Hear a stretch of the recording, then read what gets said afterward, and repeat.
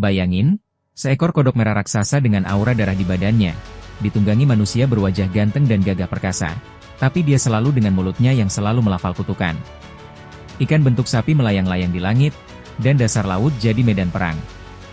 Selamat datang di akhir kisah Dhok, atau awal dari sesuatu yang jauh lebih gila atau kamu yang dengar akan menjadi gila tapi tidak gila-gila. Perlahan desa Dorobira pulih, desa yang nyaris dilenyapkan. Dorobira lenyap separuh. Rumah-rumah melayang seperti kapas, sapi-sapi terbang diburu ikan air asin yang berbentuk mirip kerbau, dan suara kodok merah raksasa menggema seperti petir. Dhok, si manusia berhati kodok merah, naik ke permukaan karena dia merasa tertantang oleh beberapa pahlawan sok jago dan lepasnya Dhok yang membuatnya murka. Dia sekarang sedang ngamuk-ngamuk pakai tunggangan sejatinya sang kodok merah jantan, makhluk merah aura darah. Suaranya terkadang gema nyaring kadang seperti tangisan sedih seram. Sementara itu, Ambarahop, Ponok Bodoh, Bhok, Pak Delaun, dan Nek Bayo, bukan geng biasa ini tapi luar biasa seperti Avengers-nya Marvel. Nyusup lewat lorong laut menuju istana bawah laut tempat hati kodok merah disembunyikan. Tujuannya jelas, hancurkan sumber kekuatan Dhok, bikin dia lumpuh total. Tapi, di sisi lain saat mereka sudah menyusun strategi dan terbagi dua tim, dua pahlawan lainnya akan menyelamatkan desa. Dua orang tersebut ialah Dhok dan Nhok. Mereka berisap bertarung dengan Dhok, Dhok, yang sudah kabur dari penjara bawah laut, dan Nhok, yang menyamar sebagai pengawal kerajaan tanpa disadari oleh Dhok dan Ayok. Dhok dan Nhok ini dua-duanya sadar, mereka juga pernah disakiti Dhok dan Ayok jadi, mereka setuju. Satu kali, satu pertarungan, satu ambisi mulia buat ngelawan si pengacau merah itu. Dhok dan Nhok versus Dhok, duel berdarah tanpa janji tapi bukti. Pertarungan ini nggak main-main. Dhok pakai jurus-jurus dari kodok putih. Jurus yang cuma bisa dipakai kalau kamu pernah bersama bertapa dengan sang kodok raksasa putih. Ya betul hanya dia yang bisa karena dia memakai kodok putih raksasa dahsyat. Sementara Nhok, dengan sabit dua sisi yang gabungan antara kodok raksasa hitam dan kodok biru raksasa yang bisa menjadi sabit untuk menjadi senjatanya. Langsung nyabet kodok merah itu sampai teriak nyari menjerit seperti orang buang hajat di kamar mandi. Tapi Dhok nggak bisa diremehkan sama sekali. Kodok merah itu bisa melompat sejauh 300 meter. Dan kekuatannya gila. Tapi di saat mereka berkelahi mati-matian di permukaan untuk menjaga idealisme mereka masing-masing, maka di dasar laut justru cerita lain sebenarnya terjadi, dan berlangsung juga. Misi gila ke istana bawah laut. Ambarahop, yang sekarang sudah menyatu dengan kekuatan kodok hijau raksasa pemberian Bhok, memimpin penyusupan. Bayangin, badan dia setengah manusia, dan bisa berubah menjadi manusia kata hijau, bisa bersatu warna di dinding-dinding karang tanpa suara karena karangnya juga dipenuhi lumut sama seperti warna badannya. Pak Delau melafalkan mantra yang luar biasa agar laut dapat sejuk dan surut. Nek Bayo mengirim mantra pernapasan laut buat semua agar bisa bernafas semua dan Ponok Bodoh. Dia diam sambil menjaga tenaga dalamnya sampai penuh, tapi matanya tetap menyala merah. Dia mau mengakhiri ini semua.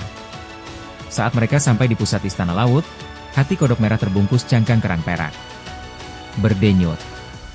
Berirama dalam ritme rendah. Berdarah. Dan hidup. Tapi kerang itu dijaga oleh dua makhluk, ikan berbentuk kepala kerbau besar dan nenek batu laut, keduanya penjaga terakhir. Ponok Bodoh maju sendiri. Dengan silat warisan sawah purbakala, dia mengalahkan penjaga sang ikan kepala kerbau hingga meledak dan Bhok meluncurkan serangan ke nenek batu laut tanpa perlawanan beliau pun kalah dan lenyap entah kemana. Lalu, hati kodok merah dihancurkan. Meledak. Dan di saat yang sama, Dhok, yang sedang duel di atas permukaan, langsung terjatuh. Kodok merahnya meledak jadi kabut darah, tubuh Dhok menghitam, lalu membeku jadi garam laut. Tapi kekuatan itu nggak mati. Dari pecahan sisa kodok merah, muncul sosok baru, Dhok.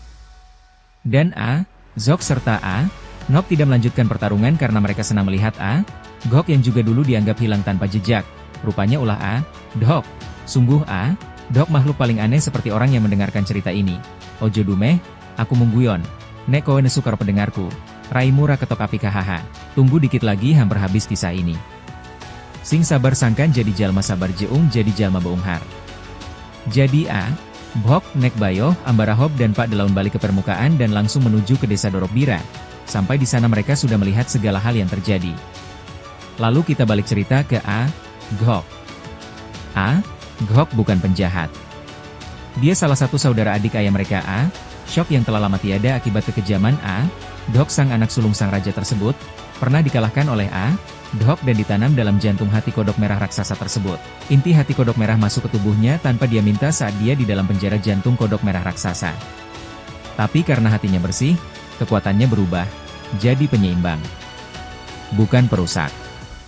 Rakyat Dorokbira akhirnya memutuskan untuk menjadikan Ghok pemimpin desa Dorokbira yang baru.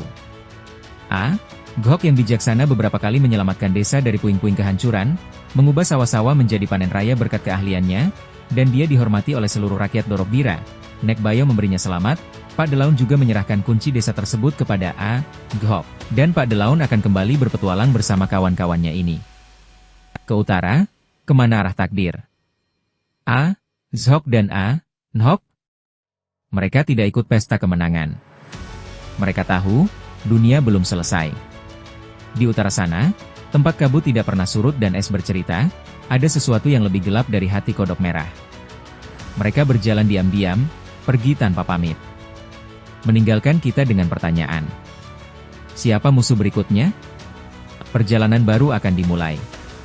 Setelah semua selesai, Konok Bodoh, Ambarahob, Pak Delaun, dan Nekbayo akan melanjutkan perjalanannya. Mereka memutuskan untuk pergi untuk bertemu Tuan Kehanev dulu di sawah Purbakala Raja Pusat. Pak Delaun berkata, "Mari kita pergi menuju ke wilayah sahabat kita Tuan Ke Ubaya Nagata Kakar alias Konok Bodoh. Dia sudah sangat rindu akan kedua adiknya dan mungkin dia ingin melihat pusara sang ayah untuk meminta maaf atas apa yang telah terjadi, serta kepada sang ibundanya di Ratu Iput Ulumdrian. Semoga dia dimaafkan, mari kita bantu sahabat kita ini." Ambarahob mengangguk tanda setuju, Pak Delaun juga tersenyum, Nekbayo juga mengangguk dengan karismatik, dan Konok Bodoh meneteskan air mata.